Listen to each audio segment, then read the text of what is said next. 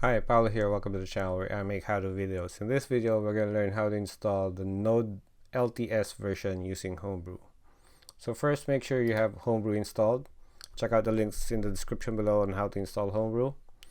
And let's get into it. So first, let me open the terminal. If I do a brew list, this would show me all the apps installed. So if I just say brew install node,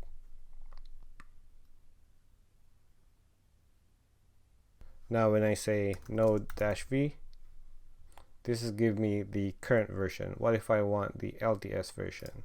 So first, you want to uninstall node again.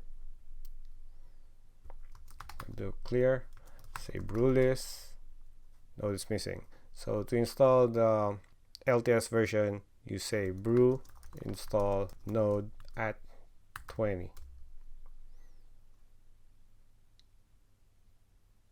Cool. That should install that, and say brew link -- overwrite node at 20.